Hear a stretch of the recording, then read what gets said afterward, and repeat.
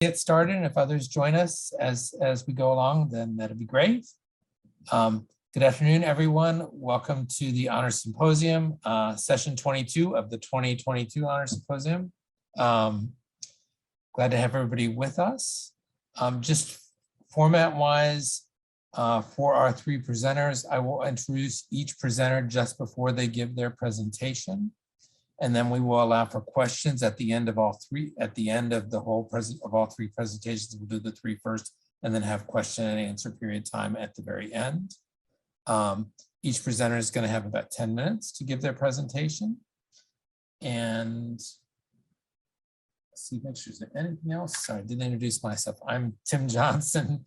I am the Executive Director of Housing and Residence Life here at UNCG and also on the Honors Council. I use he, him, his pronouns, and we're very happy to welcome you to this afternoon's symposium. So we will jump right in. I've read all three of these great papers. I'm pretty excited to hear the presentations. Should be fun. And I will start with our first presenter, who is Finn Bowling, who is a psychology major in his junior year here at UNCG. He's an international honors student in the Lloyd International Honors College and a Reynolds Scholar. He's also pursuing minors in studio art, and American Sign Language. So without further ado, Finn, I'm going to turn it over to you. All right. Hello, everyone. My name is Finn Bowling, and in this presentation, I will be discussing the legacies of two ancient African queens. So the first is Cleopatra VII of Egypt, who was the final ruler of Egypt before it fell to Roman power. And she has become one of the most famous women in history, and to this day remains the face of Egypt to a Western audience. So the second queen is Amanirenas, who ruled in the ancient Kushite city of Meroe as part of an established tradition of female rulers known as kandakes. So Cleopatra and Amanirenas were actually contemporaries. After the defeat of Cleopatra in Egypt, Roman forces pushed further into Africa's interior, where they encountered Amanirenas' forces. So Kandake Amanirenas retained her people's independence from Roman rule through combat and a skillful trade negotiation. But despite this arguably more successful fight against the forces of Rome, Amanirenas never reached the same level of fame and notoriety won by Cleopatra. So I wanted to examine why their legacies turned out so differently. To do this, I used Lara Mulvey's male gaze theory when examining sources about these two queens. So this theory posits that in patriarchal societies, there's a prevalence of media created by men and directed at a heterosexual male audience. So in these sources of media, women are sexually objectified and treated as passive objects to be looked at and controlled by men. Mulvey also believes that the presence of women with agency in media leads to castration anxiety, which is where men fear losing the power and dominance that masculinity within a patriarchal society has afforded them, and thus feel like they have to conquer and punish powerful women. So through this lens, the legacies of Cleopatra and Amanirenas demonstrate how the male gaze has impacted historical narratives of women in power. When researching, I focused first on how Cleopatra and Amanirenas were characterized as women by the men who were writing about them. And then I focused on imagery of conquered women in relation to imperialism and how that affects their narratives. So when I was first examining how Cleopatra and Amanirenas have been characterized, I was looking at the writings of ancient Romans, because their descriptions of these queens formed the roots of how their legacies have developed today. So Roman society was patriarchal. They valued men for strength and prowess in battle, and women were considered weak and unsuited for pursuits outside the home. So this viewpoint is reflected in how these men were writing about women like Cleopatra and Amanirenas, who step out of what the Roman authors would see as traditional female roles. So first, I'd like to talk about how they characterize Cleopatra. They focus mainly on her relationships with Julius Caesar and Mark Antony. Many times she's placed in the role of a supporting character to Caesar or Antony's protagonist. For example, in the Aeneid, the poet Virgil describes Antony's appearance at the Battle of Actium, and he acknowledges that Cleopatra was present at the battle, but never bothers to distinguish her as a character outside of her role as Antony's wife. And he never even mentions her name in the poem. So from a Mulvian view, this would be a clear example of women existing in a narrative, but solely to provide a source of spectacle and further the development of the male protagonist within a story. So ancient authors also characterized Cleopatra as very sexual. The men who were writing about her wanted to both hold her up as an object of desire and simultaneously punish her for the power she's able to wield over the men around her because they desire her. So these authors treat Antony's relationship with Cleopatra as shameful because of the emotional influence that she holds over him. Plutarch calls Antony's love for Cleopatra a disastrous flaw in his character and views their relationship as demasculinizing to Antony because Cleopatra doesn't play a submissive role. So by focusing on these relationships with men and Cleopatra's sexuality, depictions of her in ancient sources tend to paint her as some sort of lovesick, manipulative seductress because of her gender, which diminishes her accomplishments as the sovereign of Egypt. Cleopatra was actually a competent ruler, deeply involved in international politics with Rome. Her relationships with Caesar and Antony were both political and personal, and she helped finance their military campaigns, using her influence with them to secure Egyptian territorial interests. She bore children with both men to secure her royal legacy, following an Egyptian tradition of dynastic marriages, which would have been overlooked by Roman authors as illegitimate. By ignoring her motivations as rulers, the Roman portrayal of her becomes very misrepresentative. So moving on to how Candace Amoneratus was characterized by the Romans, her contact with them was relatively brief. She is mentioned by the geographer Strabo as Queen Candace, and he describes her as a masculine sort of woman and blind in one eye. Strabo's depiction of Candace Amoneratus creates a more rugged image of a warrior queen with the strength in battle that ancient Romans normally would associate with men.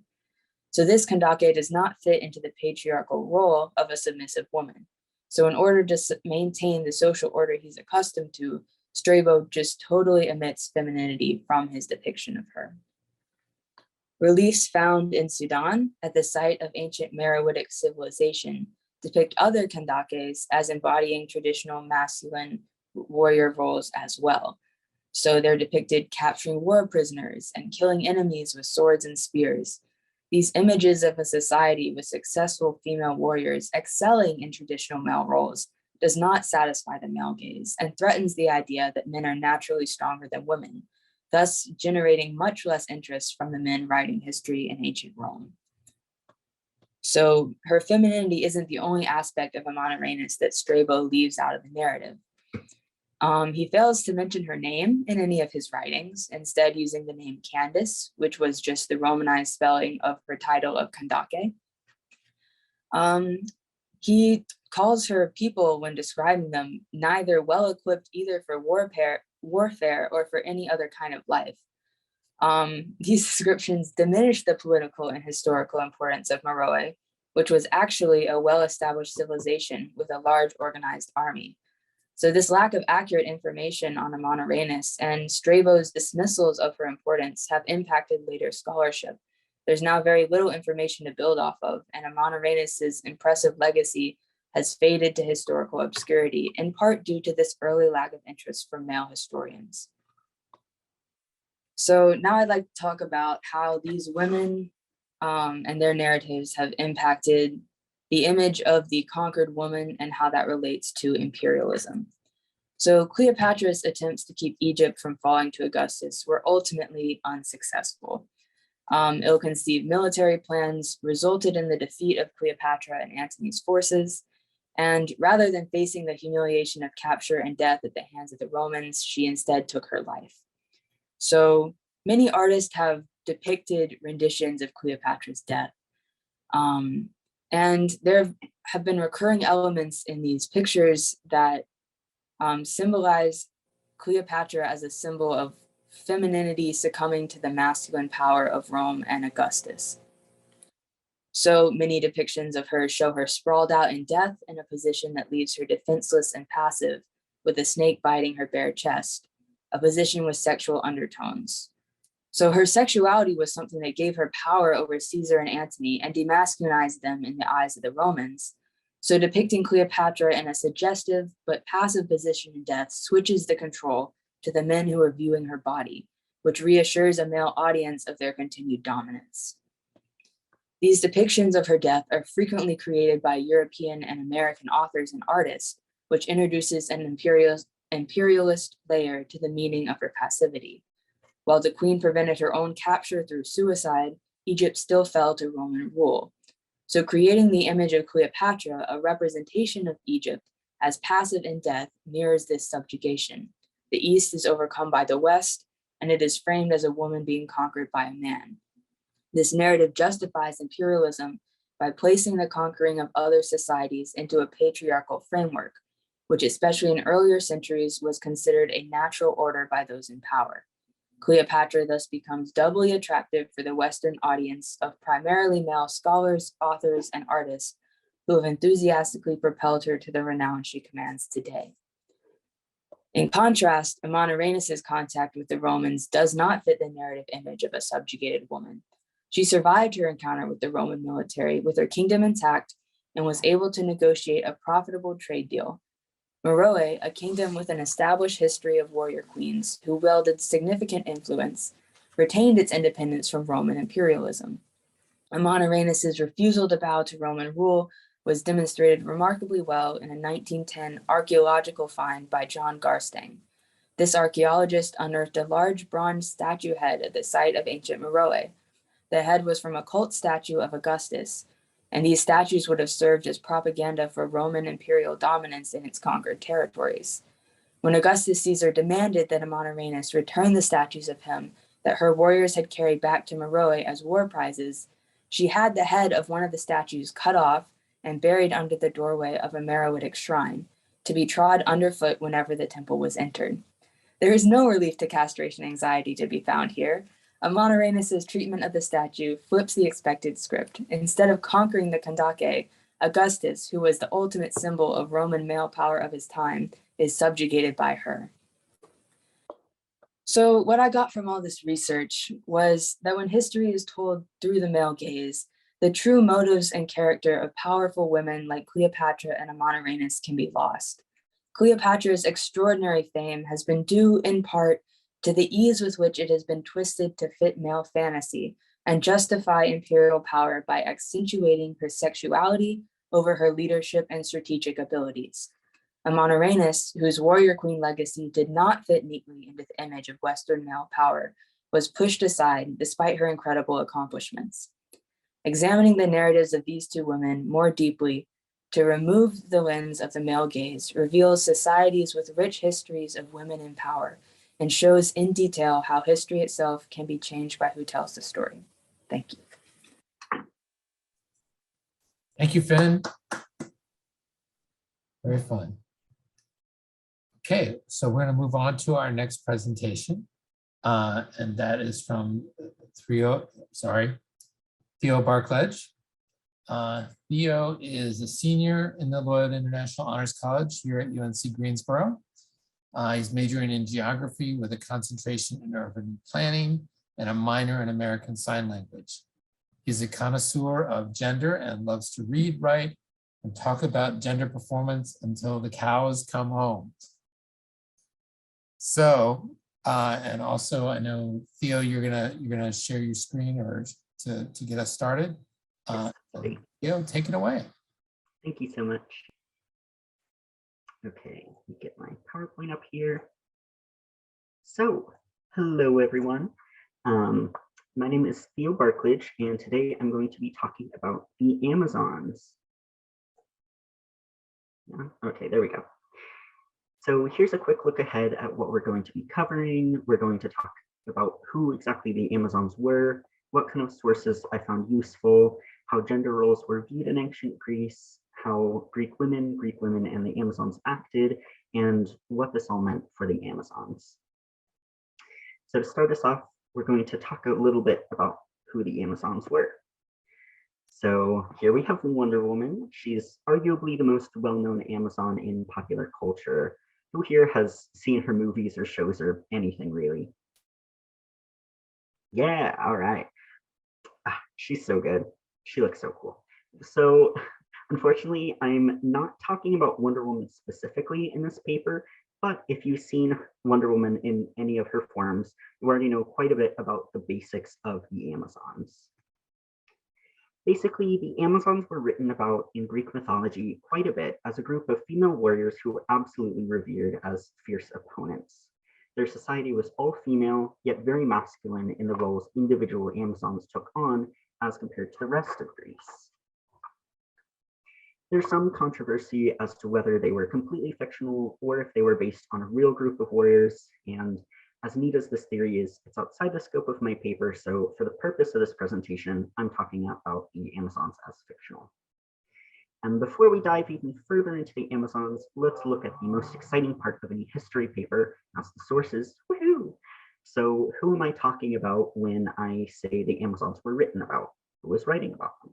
Well, the sources I chose for this paper, which wrote directly about the Amazons and their exploits, include writings from antiquity like Histories by Herodotus, the Post-Homerica by Quintus of Smyrna, and Geography by Strabo. The sources about gender roles in ancient Greece came partially from these antique works, but also from contemporary writings from modern historians. And finally, the most important source, in my opinion, which is where I got my analytical lens from, is from Judith Butler. Woohoo! Okay, now who is Judith Butler? Judith Butler is a feminist philosopher who has written about gender for decades. She writes about gender identity and gender performance, and most importantly for this presentation, in 1988, she wrote about societal expectations of gender and what it means to fit into your gender role. This argument was written as part of an essay titled Performative Acts in Gender Constitution, an essay in phenomenology and feminist theory.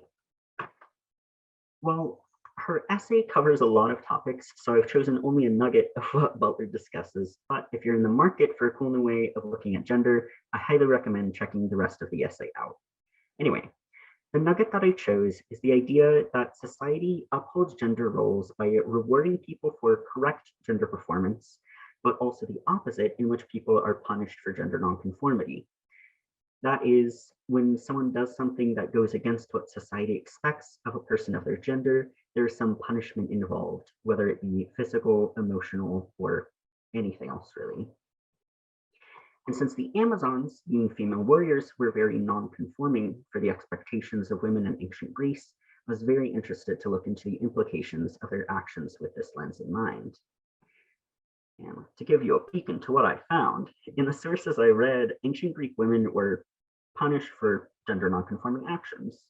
But the Amazons were not always, depending on how much power they held in a given situation. So that's my argument, and the rest of this presentation is me taking you through the argument and my supporting evidence. So let's get into the meat of it, shall we? This is the meat of it. Let's talk about gender expectations in ancient Greece. Generally, the gender roles of ancient Greece, which actually Finn touched on quite a bit already, so thank you, are not a huge surprise. Greek women were expected to stay at home and do domestic work, while the men would have the freedom to move about.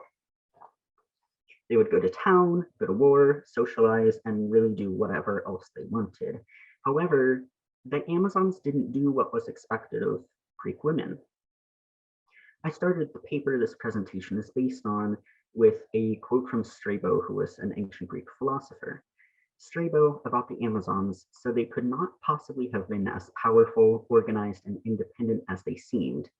He stated that saying they were self-sufficient without men would be like saying that the men of those times were women and the women were men, as the existence of such women would mean traditional gender roles had completely flipped. Now, Strabo, besides probably being someone unpleasant to talk to at a party, did unfortunately have a good point when it came to the expected actions of ancient Greek men and women. Through insulting the Amazons, Strabo points out they acted in a masculine fashion, and throughout ancient Greek works, views of the Amazon's actions as masculine are numerous as well. So let's look at some examples from these lovely antique works that I mentioned earlier. First, let's look at war. Yes. War was very important to both ancient Greek men and the Amazons. The way the Amazons were outfitted in some of these tales and armed was very similar and occasionally identical to how the men were. First up is the Post-Homerica, which depicts a battle between the Argives and the Trojans, and in this work, the Amazons are fighting alongside the Trojans. The Argive men are described as having shining armor, breastplates, spears, good strong shields, and solid helmets. They also had bronze weapons that allowed the relentless hacking of flesh. Well, the Amazons were outfitted in much the same way. I won't read out the whole description of her armor and weapons because according to Microsoft Word, the quote is 185 words long. But to summarize, one Amazonian warrior, Penthesilea, was described as having golden greaves, a breastplate, a helmet crested with golden hair, a shield, a massive sword, 2 spears, and a double-edged battle axe. And it seems very similar, if maybe not a bit more impressive even than the men. And this is not the only time the Amazons are described as dressing and being armed like men. In Herodotus's history, which depicts the fateful meeting of the Amazons with the Scythians and the events which transpired afterward, Herodotus explains that upon first meeting, battling the Amazons, the Scythians actually thought the Amazonian warriors were men until after the battle was over and they inspected some of the corpses nearby. So, as we can see, the Amazons were dressed like men. Additionally, the Amazons also fought and killed like the men did. Looking back at the Post-Homerica, the Amazonian warriors slaughtered men left and right. Some of the depictions I actually had to go over a few times because I wasn't sure which group was being depicted at first. I hesitate to read the full description of the Amazons killing Argives as it's quite long, quite bloody, and full of names I cannot begin to pronounce, but you can read it on this next slide if you wish to. So as we can see, the Amazons were also not afraid to get dirty or bloody. The Amazons, in the same vein, were also a big get for warriors. If a warrior could take down an Amazon, that was a big deal.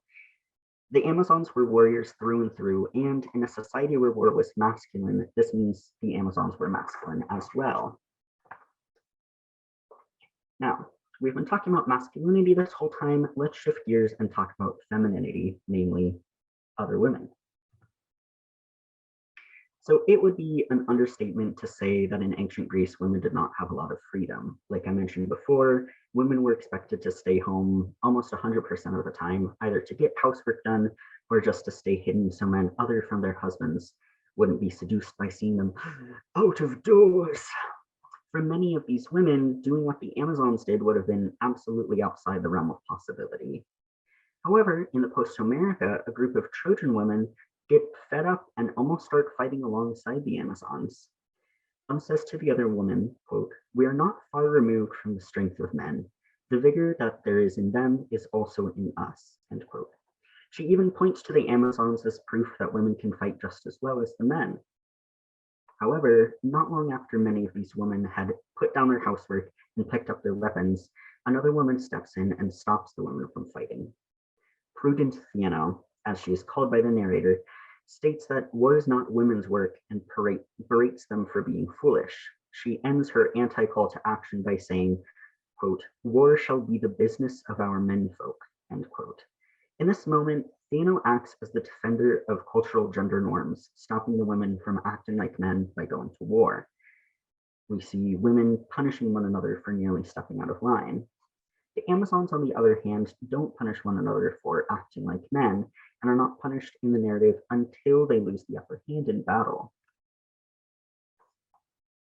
The Amazons are described rightfully as fearsome warriors, and their gender is only mentioned in the Post-Homerica in passing or in awe up until Penthesilea is killed, at which point, spoilers, I know this was written like thousands of years ago, but sorry guys. At which point, the gender-based taunting comes into play when Achilles, her killer, says, quote, "The blackest fates must have goaded your heart to abandon woman's work and go to war," end quote. And a shift in narrative tone is very important. After seeing how the Trojan women and Amazons were treated when they broke their gender roles, a quote from Judith Butler seems relevant. She says, quote, "Because gender is a project which has cultural survival at its end, the term strategy better suggests the situation of duress under which gender performance always and variously occurs. Hence, as a strategy of survival, gender is a performance with clearly punitive consequences. Discrete genders are part of what humanizes individuals within contemporary culture. Indeed, those who fail to do their gender right are regularly punished." End quote. And the thing is, I don't really blame the Trojan women for not fighting after Theano steps in. The surviving Amazons would go home at the end of the battle and live in comfortable masculinity with the other Amazons. They didn't have to worry about how their masculine actions were viewed by the Trojans or the Argives because their entire lives weren't dictated by either group. However, this wasn't the case for the Trojan women. These women already didn't hold a position of power in society, and after the battle would have to return to their lives and face their culture's punishment. I can't say exactly what the punishment would have been, but I can't imagine it would have been pleasant or even perhaps survivable. I don't know. Now, to further reinforce this concept that being in a position of power lessens or eliminates the punishment received for nonconformity, I want to look at Herodotus's history again. After the battle in which the Scythians thought the Amazons were men, which I mentioned earlier, the Scythian men end up marrying some of the Amazons, and the men suggest that the Amazonian women move into town and live with the other women and the other Scythians. But the Amazons state, quote, "We should not be able to live with your women, for we and they have not the same customs. We shoot with bows and hurl javelins and ride horses, but the works of women we never learnt, whereas your women do none of these things." End quote. Instead of moving into town, the Amazons and Scythians go off to start their own society in which the men, women, and their children form a warlike society. And by their own admission, the Amazons perform masculine and not feminine duties. However, in this tale, the Amazons are never punished for this behavior. I believe the reason for the Amazons' position of power is because they're introduced first as fierce warriors and earn the respect of the Scythians and are never physically bested like in the post-Homerica, so they don't lose that power. And with this, I am near the end of my presentation. Throughout the short exploration of punishment for gender nonconformity, I hope to have illuminated a pattern in Greek antiquity in which the Amazons are both equated to men and yet only punished for that nonconformity in situations in which they no longer have power. This has been only a cursory glance as I'm a humble geography major and not a classicist, but I see the same dynamic of gender nonconformity and punishment in my own life, thousands of years after many of these works were written. And while Judith Butler's essay was not written until much later, it's shocking to see how relevant it is in relation to these works still. I feel like I don't have a very satisfying call to action, but I sincerely hope that gender nonconformity can, in the future, be recognized as a normal and natural part of life, or even something which proves that gender roles we have been constructed and reconstructed again and again for millennia are unnecessary prisons which we have the power to dismantle. Thank you so much for your time. Thank you, Theo. Okay, so now we're going to move on to our third and final presentation. Our presenter is Jessica Austin. Jessica is a senior at Queen's University in Charlotte, a really beautiful campus. If you've not been there, I encourage people to visit. Jessica is studying history and secondary education. She is a member of the Prior Honors Program and is a Prior History Fellow. Jessica, take it away. Thank you.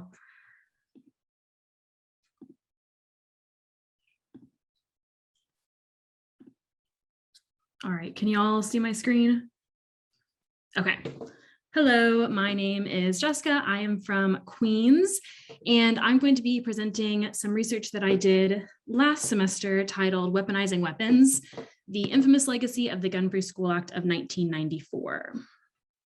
So for decades, public education has fallen victim to sweeping and ambiguous legislative action on a national level. And a lot of the times the legislation has really good intentions, but it fails to truly prioritize the communities that it's intending to serve. And the Gun-Free School Act of 1994 is an example of this. The Gun-Free School Act mandated each state receiving federal funding to have a law requiring local educational agencies to expel for at least a year any student who brought a weapon to school, and schools that didn't comply risked losing their funding completely. So this piece of legislation did a few really important things in terms of public education and education policy moving forward. The biggest thing that it did was it paved the way and really created zero tolerance policies in schools. In public education, a zero tolerance policy refers to a school's disciplinary protocol for a student who violates a school policy. Zero tolerance policies are usually severe and they rely on predetermined consequences without taking the situational context or student rationale into consideration. And zero tolerance policies are connected to the other big thing that the Gun-Free School Act of 1994 created, which is the school to prison pipeline. So the school to prison pipeline, which disproportionately impacts marginalized students, is the process of funneling students out of schools and into the criminal justice system. And a lot of the times students get funneled into the system for violating a zero tolerance policy. So now I'm going to go into the research that I did on this topic. And so my research questions were, what are the social factors in prior legislative actions, or what social factors in prior legislative actions laid the foundation for the Gun-Free School Act? What were the impacts of the act on national, state, and local levels? And then what legacy did the Gun-Free School Act leave in regards to the trajectory of school policies surrounding drugs and violence? So as I started to do my research, I very quickly realized that this subject was being studied more so by educators and lawyers than it was historians. And I found that the historiography surrounding this topic was built through its connection to zero tolerance policies. So my research kind of fell into two different schools of thought. So first, the origin perspective, where Brian Schonover, who's an educator, and Kathleen Cerrone, who's a litigator, explored the foundation of zero tolerance policies and their connection back to the Gun-Free School Act. And Kathleen Cerrone actually found that the Gun-Free School Act of 1994 fails to address procedural due process. So that makes it kind of questionable in terms of legality. And then my other perspective was the impact perspective. So Russell Sipka, Peggy Daniels, and Nancy Heitzig, who are all educators or studying education, were looking at the long-term impact of zero tolerance policies in relation to the way that they were created through the Gun-Free School Act. So my research explores the evolution, interconnectedness, and impact of the Gun-Free School Act zero tolerance policies and the school to prison pipeline. And in this research, I found that the Gun-Free School Act of 1994 was weaponized by the federal government by threatening to withhold funding from local educational agencies, resulting in the implementation of unfair and unforgiving disciplinary policies nationwide. So now I'm going to go over the legislative timeline of school education legislative policies around this time period, because I found that there were two other pieces of legislation that served kind of like bookends for the Gun-Free School Act of 1994. So first, the Drug-Free Schools and Communities Act Amendment of 1989. This was passed as a result of President Reagan's war on drugs, and it required schools receiving federal funding to create and execute drug prevention programs. Additionally, it mandated that schools formally ban any type of drug from school grounds. So this piece of legislation is a direct legislative predecessor to the Gun-Free School Act of 1994 because it set the precedent that funding could be used as leverage. So then moving to the Gun-Free School Act of 1994, on the screen, I have three excerpts. The first two are from the text of the Gun-Free School Act of 1994. And then the last one is from an article by Kenneth Cooper, who was writing for the New York Times on President Bill Clinton's announcement of the Gun-Free School Act of 1994. So this piece of legislation mandated zero tolerance policies and established the relationship between the law enforcement and local schools. And these first two quotes kind of highlight a lot of the flaws that I found within this piece of legislation. So if you look at this first quote, it's obviously, if you read it on your own, very direct, it's harsh, it's kind of easy to understand. So the flaws come with the lack of implementation guidelines. So it says that that schools are required to expel these students, but it doesn't really give any information on what the implementation of that directive would entail. And then the second quote states that schools can send students to alternative settings, but it doesn't give any information beyond that.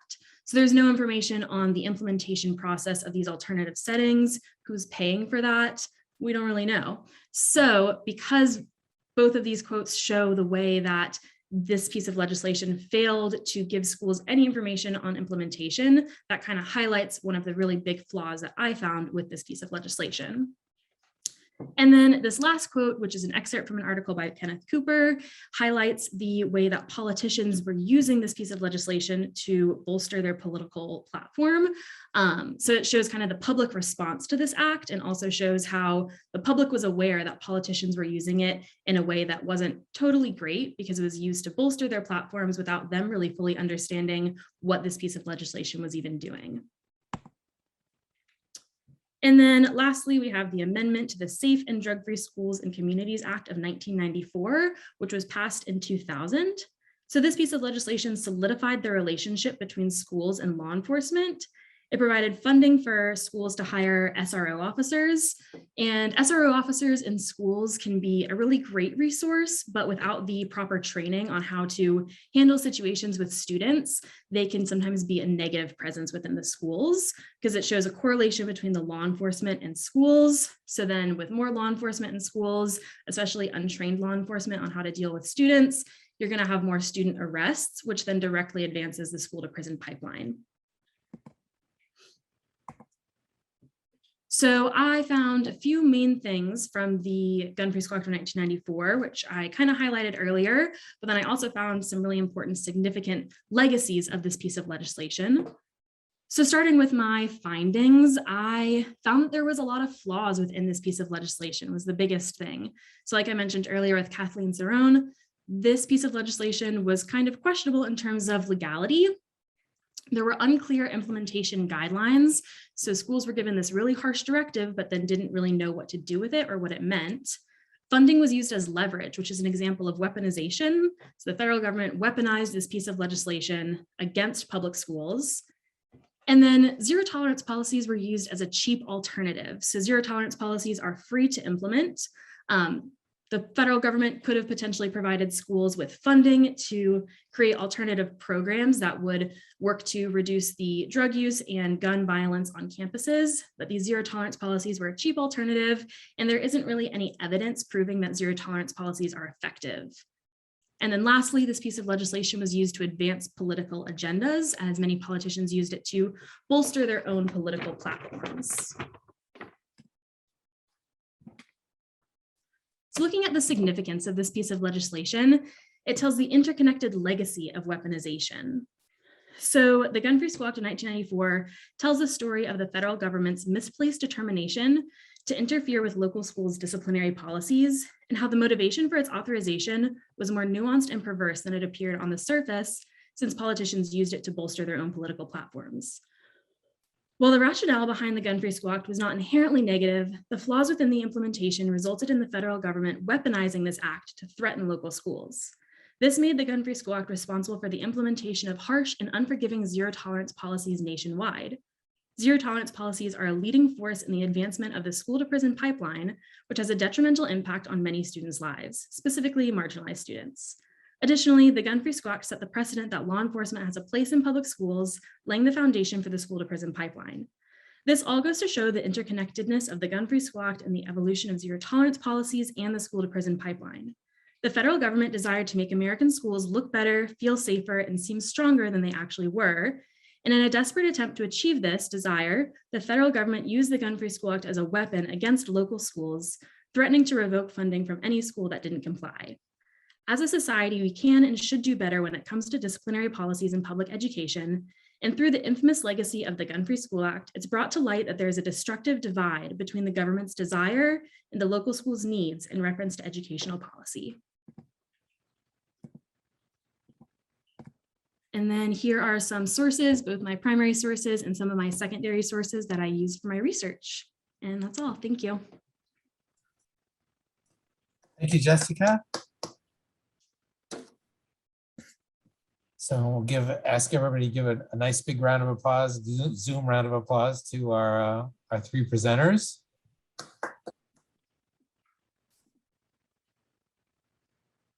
And I will open it up if any folks want to ask any questions of our three presenters.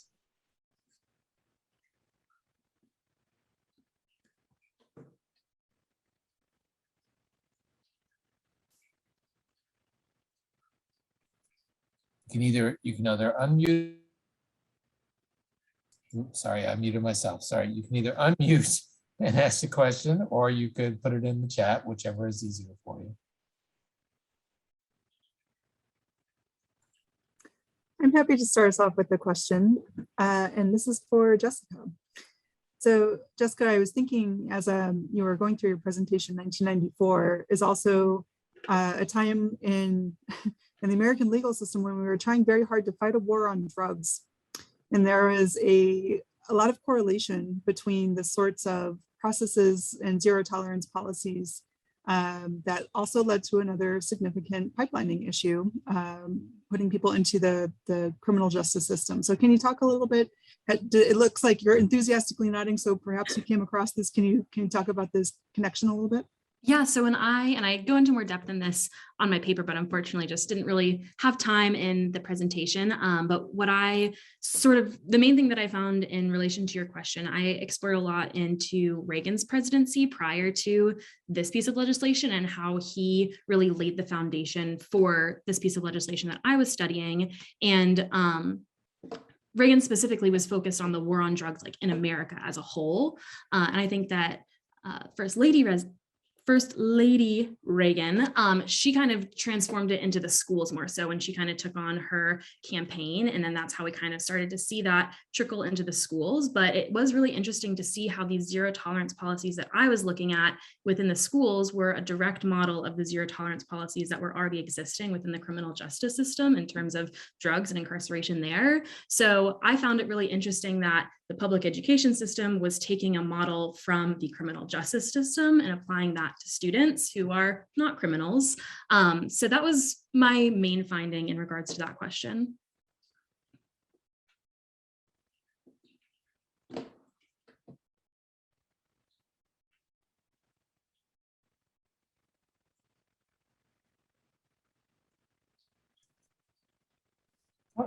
Ask Finn a question in the historical look at Cleopatra and Amon-Ra. Do you think that had an impact historically on other female monarchs and the possibility of other female leaders going into the future in the years following the Roman Empire?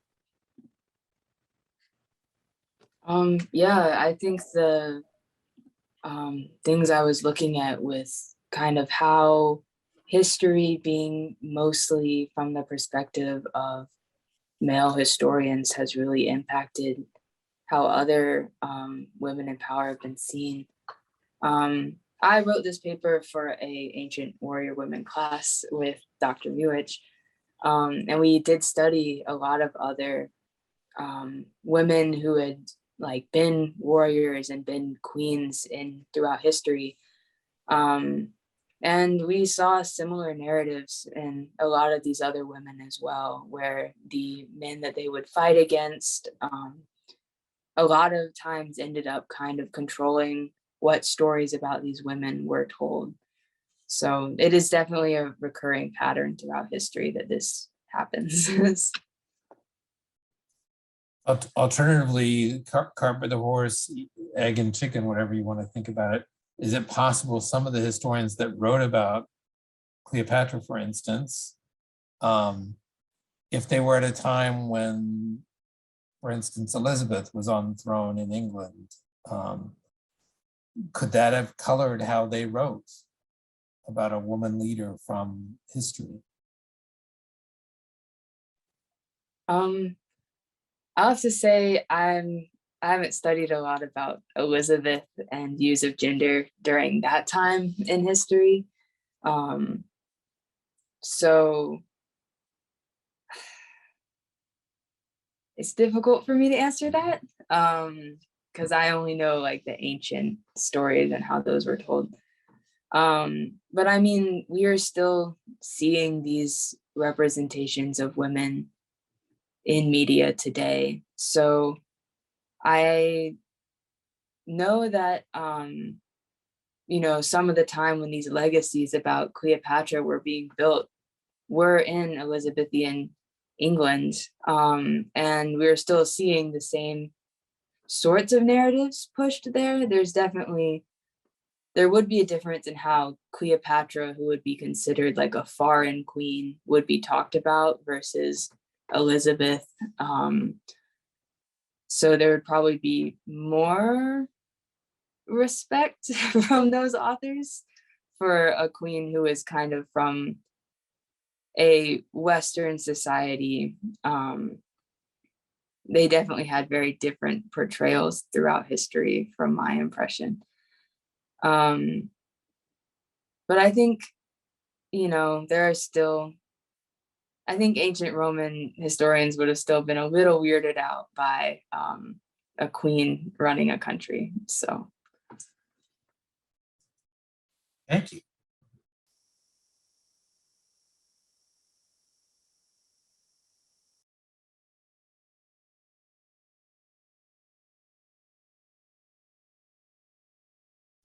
I have a question for Theo.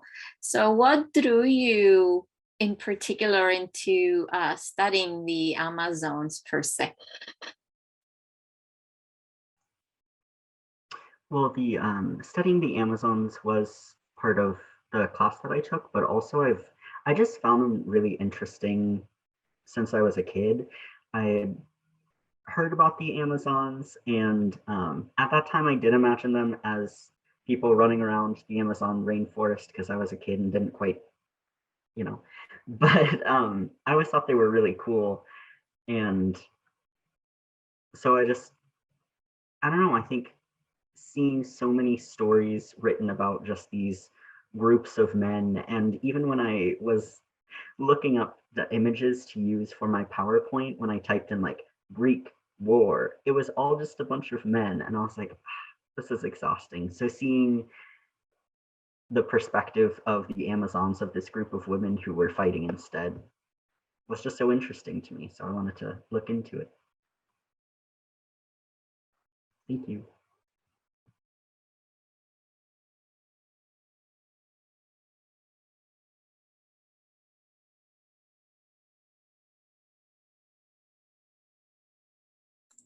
Yeah, I'll follow up with another. Oh, go ahead. Are you sure? Yep. I'll just follow up really quickly with another question for you, Theo. That quote from Strabo is so telling about the unlikelihood of this society where women could be completely self-sufficient. Essentially, calls it like a mythological fantasy of sorts that this is even possible. How can you connect that to Butler's point a little bit more about gender performativity and punishments and rewards?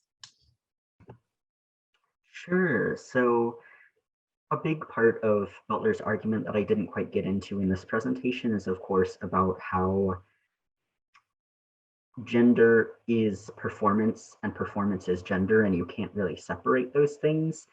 And I think, Butler's argument is kind of, if you perform the gender in the way we've all agreed we perform gender, which who we is nebulous, of course, but then you are that gender. I think Strabo really articulates that this is not what's expected of women.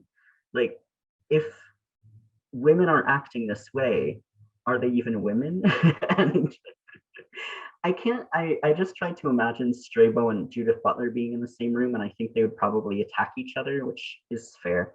But I think they're getting at the same thing, but Butler's getting into it in the way of, well, if you perform gender in this way, you're this gender. So what does it mean when someone acts in a gender non-conforming way? And then Strabo's getting into it in kind of I don't want to subscribe emotion to somebody I've never met and who lived in such a different culture from myself, but I imagine he was a little heated about it. He seemed a little like, what does this mean? These women aren't doing what they're supposed to do. And so, yeah, I think they both just articulate in a different way that we expect people of a certain gender to act in a certain way. And when they don't, it can be confusing.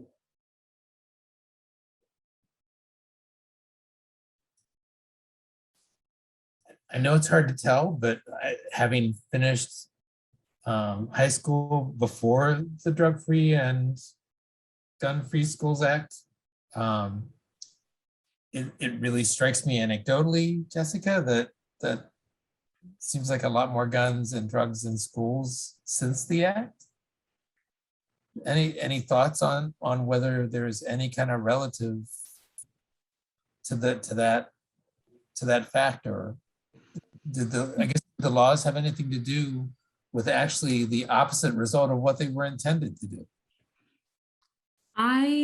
I think, I mean, I was not in school before the Gun Free School Act because I was not yet born, but I am in the schools now. I'm student teaching and working at East Mecklenburg High School in Charlotte, which is a Title I school here in Charlotte. And so we have a lot of especially drug issues within my school and my school system, but then also a fair amount of gun violence. So I'm kind of experiencing it firsthand now today. And it's kind of interesting to see, you know, this research that I did from this time period, and now I'm living in this time period, and things aren't quite adding up to, you know, what this act intended to do and what I'm living and experiencing now. But I always think it's really interesting, both in terms of this research and then just looking at any, you know, school at any point in time with public education, how there is just this really intense divide between what the federal government thinks is good for schools and what schools think are good for schools. And there's a lack of communication there, where the ones who are all intending to serve, which is the students, are really, you know, getting underserved by all of this legislative tie-ups and things like that. Thank you.